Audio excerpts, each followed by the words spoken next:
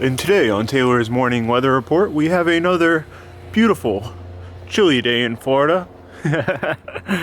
Oh, it is a nice day. It is a nice day. Not quite as clear blue skies as yesterday, which is my favorite, but still very nice in every other way possible. So today, the plan is flex fuel, E85, things that we have needed to do from the start. And before, oh, let me turn the lights on. It's dark in here. Oh, also, I finally got a haircut.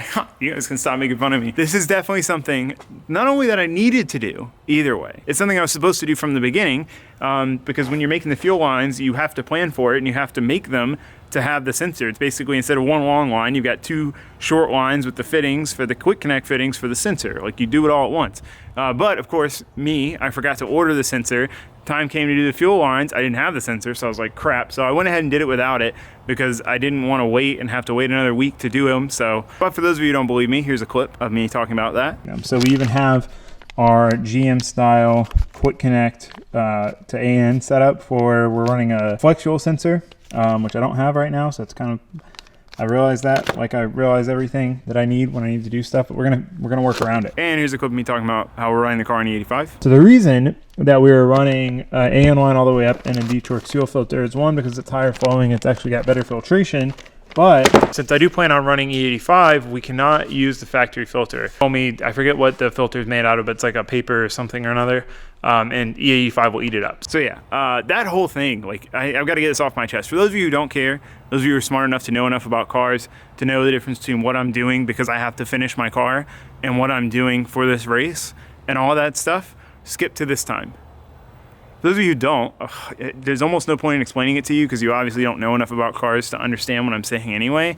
And I was going to explain every single thing that you guys think that I did for this race, but I'm not going to, because like some of it's just so ridiculous. Like the shock, people are like, oh, you upgraded your coilovers, you changed your whole coilovers and upgraded them. Like they're not upgraded, they're the exact same coilovers, just with longer shocks so that the car can go higher, because I got drop knuckles. I spec'd the kit out before I knew I was gonna run drop knuckles, and therefore they were too low. So I had to raise them up. And that's like another thing. I'm not sure if this is all lack of understanding or misinformation spread. And that's what bothers me the most, is like the spread of misinformation. That's how I felt about this whole thing in the beginning, was him saying that his 200 horsepower car would destroy mine on a track because mine's a drift car. And that's just like misinformation. Most drift cars are like a setup change away from being track cars. My car makes 320 horsepower, makes 200. It doesn't matter if it handles a little better in the corners. My car's gonna be so much faster in the straights on a real track that like it's not even going to be a contest. And to me, that was like a spread of misinformation, because people believe that. And it's like people are believing all this now, like, oh yeah, Taylor's changing his whole car too for this race. Like, if you actually watched any of my videos, if you actually knew where the car was when this all started, if you actually knew anything about cars, you would know that that's not true. But anyway, I won't go one by one.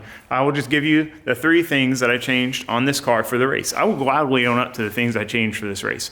Thing number 1. First 2 things are setup. And first off, setup is setup. People change setup from one track to another. Alignment, spring rate, even those sway bars, people change. That's why you have adjustable sway bars, so you can stiffen them up or make them softer, looser. As we do in the Z. The Z has adjustable sway bars, and I change the rear quite frequently. That's normal. Setup changes are normal. People change setup at the track from one track to another for different track conditions. Like, that is not modifying your car. But the first 2 things I did are setup change. I put a 7K rear spring, which I would not run for drifting, and I'm gonna have 2 degrees of rear camber for the race, which I would not run for drifting. The only thing I'm doing that is a mod is the brakes. And the brakes are one of those things where, yes, like I said, I did want to do it either way. I definitely wouldn't have done it right now. I will admit, like, I would not have done it right now. I probably would have waited till I got some seat time in the car, got comfortable, was getting consistently on door, and then I would have been like, okay, this is really annoying. My stock brakes suck for left foot braking, and upgraded them.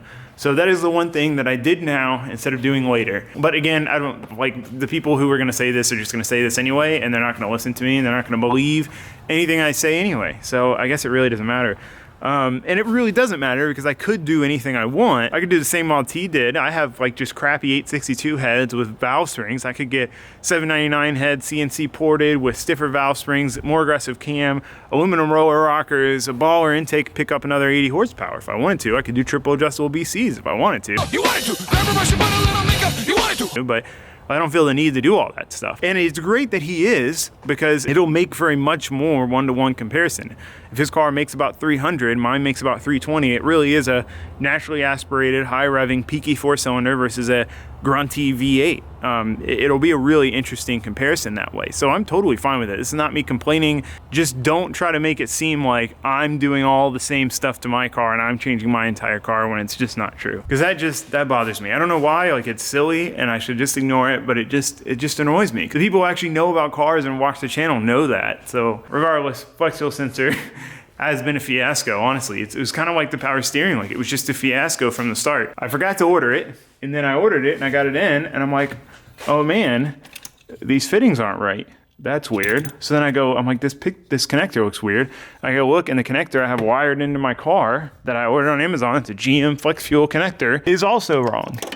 And I'm like, what the hell? Okay, I got the wrong sensor, because I wired this in when I wired the chassis harness. Well, I got the wrong sensor. Like, this sucks. I sent it back, ordered an AC Delco one, and literally it's the same thing. I'm like, what the hell? So I do some research, find out that they all run 3/8 fittings. So I get 3/8 fittings. Still can't figure out why the connector's wrong. I dig through and look at literally 10 connectors on Amazon. Finally find this one that looks right. And it is right. So we finally have all the stuff we need to put this in. We're going to the dyno tomorrow. I want to be able to go get comparison numbers since he's dynoing his car. I want to be able to see what my car makes. So for the comparison's sake, for the science sake, which is what I'm in this for, we'll know is it a 320 horsepower LS? Is it 290? Is it 350? We'll know. So I want to get on the dyno anyway, and if I'm going to the dyno, it's like an hour and a half away, so I want to get kind of all this squared away at once. So I want to get the flex fuel set up and all that stuff. There's no point in waiting when I have all the stuff to do this. To do it, I'm just going to do it now and get it done. So it's done, and it's all set up. So the only thing that sucks is I'm an idiot, and I filled my gas tank up when I went and did the abandoned neighborhood test drive. And now it should still be mostly full. So I got to drain all that gas out, or at least 3/4 of it out, so that I can go get E85, fill the car with E85, and get the content sensor to read. I guess first off is draining the tank, so let's do that. Got our system working well. We got this one filled up with fuel. What we did is just took off the feed straight from the pump, before it even goes into the filter. And then it was draining on its own at first, but that was just a little bit. And then we just come in here, I got HP tuners hooked up, turn the fuel pump on, it pumps it right out. I think I'm gonna pump almost all of it out. And then that way I can put back in a gallon or two and know how much I have in there. This is the line that we're gonna be putting the content sensor in. This is the return back to the regulator. So it goes through the rails, boop, to the regulator. So I figured it's a good spot, doesn't inhibit flow to the rail. Easy to get to, easy to put it in and out of. I made this extra long for this reason, because I knew I'd be chopping it down to add the sensor to it. So we're probably gonna make it a little shorter, because it's a little too long. But we need to pull this out and then, like I said, cut it. It'll basically turn into 2 lines with the fittings for the content sensor and then the content sensor. I have a wonderful electronic invention I want you to see. So this is basically the space it's gonna take up. So we'll have to cut the line, well, realistically here and here. I'm gonna keep it's too long. I'm gonna keep it the same length though, because I wanna mount this on the firewall.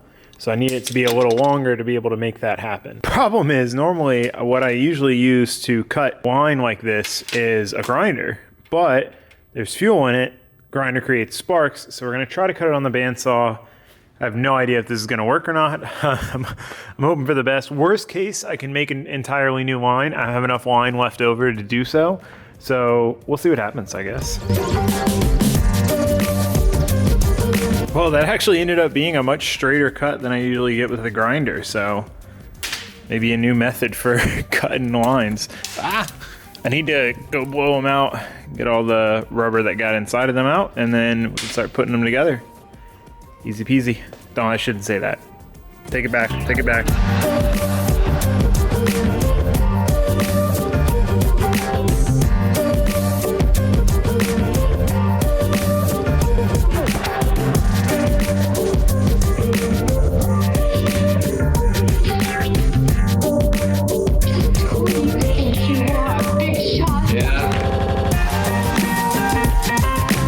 Okay, content sensor is in. The hoses are a little too long. I really need to probably cut them down some. It wasn't a big deal when it was just all hose because it's very flexible. But now we have this whole rigid section. but this is where I want to mount the content sensor. So I'm gonna wait until I have like the mounting stuff figured out, so I don't like cut it too short and then have to redo it again. So we'll just wait for that. It's totally fine where it is now. So next order of business, the plug. So I've just got to cut this one off, strip the wires, crimp the pins for the other one, and then put it together, basically.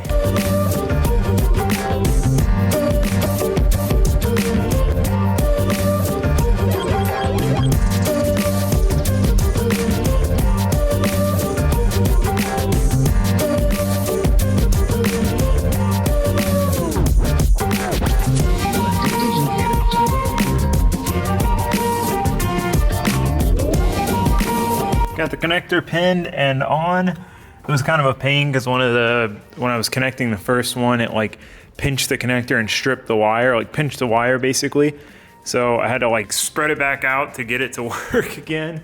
That's kind of jank, but I have a bunch of pins and none of them are the same as what's used on this. So anyway, it's in. I don't really know if I can tell if it's working yet, because like I said, the tune, we had to put a different tune on it that has flex fuel disabled so that it didn't like mess with anything not having it in.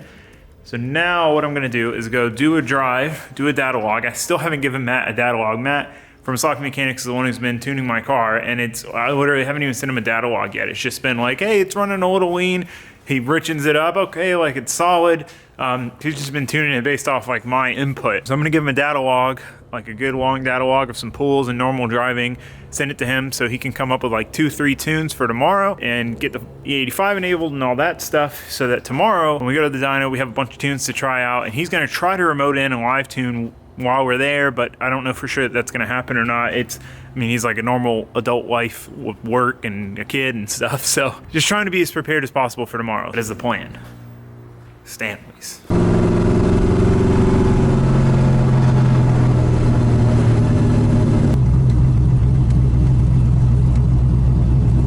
No, come on! According to this, like this temps off by about 8 degrees.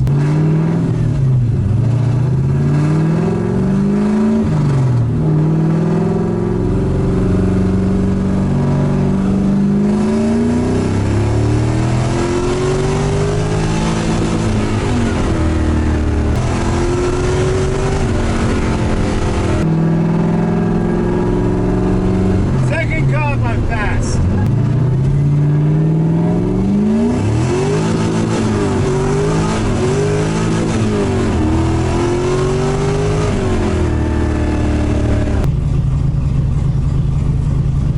Oh, I screwed up. I gotta go do that all over again. I didn't save it. All right, let's try not to go to jail at least.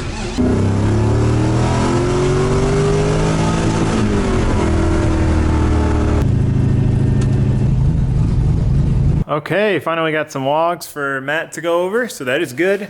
I did all that driving, like sketchily beating on it, going all the way through 4th when I saw multiple cops. And then I didn't realize that when you stop, I thought it would auto-save. You have to stop it and then click save. So I didn't save it, of course. I had to go do it again, which was sketchy. I saw 4, I think, on the first drive. Went back out, past 2 going the one direction, a 3rd as I like stopped in the parking lot to save the tune, and that way I could get more, or save the logs so I could get more logs in case I messed up somewhere.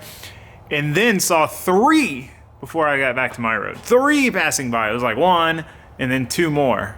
Crazy. So we are done for today as far as ripping the car, at least for right now. Maybe later tonight, once we get it on E, we can go do a couple rips, but not right now. That was sketchy enough. Okay, now I gotta drive. It's about 30 minutes to go get E85, which is why I've been hesitant on doing this and why I wasn't like in a huge rush, because the car runs fine as it is. But like I said, going on the dyno anyway, I want to get everything set up at once. And the nice thing about the flex fuel setup with the flex fuel sensor is I can run either. So it'll detect the content and it'll adjust the tune accordingly. So I can throw E85 in it, it'll read it, it'll be a hot tune. If I throw pump gas in it, you know, it'll read that and be a lesser tune. So it's kind of the best of both worlds. If I can't run it or I don't feel like going to get it or whatever, then fine. But if I can go get it, I can run it, and then it'll rip. So anyway, I'm gonna head to the old service plaza, get some E. So envious of people that don't have to drive 45 minutes for E85. Thought it was half an hour and it ended up being about 40 minutes. So, all right, we're gonna fill up, head home. Oh, today's just gotten so delayed. I gotta redo the data logs because I didn't have them configured right, so Matt can't use them. I need him to have them so he can adjust the tunes and have a few tunes for me for tomorrow and set up the E85 and make sure that's working. We still got lots to do. Lots to do. Okay, so we got the E85. We got the right config settings now, so we need to go do another data log run. And we got our flex fuel sensor working. It's reading 11%, which is about what normal gasoline is. So data log run real quick, then we'll come back and we'll add E85 and then make sure that the percentage goes up with the E85, and then we're good for tomorrow. Okay, log 3 and 4, done. We did 2 just to make sure everything was good because he held the laptop. Now we're gonna add E85. We're gonna fill it up. The best way to get these stock sensors to read, I had to ask Matt because I thought this is what you did. If you kill the power to the ECU for a few seconds, plug it back in, it forces it to read instantly instead of gradually updating the ethanol content. So we're gonna fill it up, turn the fuel pump on, let the fuel pump run, cycle fuel through the sensor for a while to get all the E85 on it, disconnect the battery, hook it back up, and then we should have our ethanol percentage and make sure, you know, it's still good and it's still reading correctly and all that stuff. So we're gonna do that now. I don't know if you guys can hear the pump running. I got the pump running, so it's just gonna be cycling through the fuel pressure regulator and going back to the tank over and over again. So we should be able to get ethanol in there. Let's see what it says the ethanol content is. Oh, it's already going up, 12.9. So like I said, I'm gonna do this for like a minute or two and then I'll disconnect, reconnect, and we'll see what it is. I only put about 5 gallons in to start just in case, like for some reason I have to put pump back in it only or something for right now. I don't know. I just want to be safe and I want to have an extra 5 gallons in case I need to do stuff and things. Check it out, brothers. Woo, 67.8% ethanol. Huge shout out to Matt Happel, Sloppy Mechanics. I've told you guys about him before. He has walked me through all of this. I'm like, wait, how do I change this? How do I do that? Wait, what should I do? Because basically everything that I'm doing, he told me how to do it. So huge shout out to Matt. He's always been such a great help with this project. So I'm gonna put the E85 tune on, just start it up, make sure it runs, and then we'll mess with everything else on the dyno tomorrow. Okay, going for a drive real quick on the E85. I couldn't resist, and I want us to be able to send Matt the tune file tonight so that he can mess with it and make any changes. So I want to see how it does on the E85. Let's freaking do it.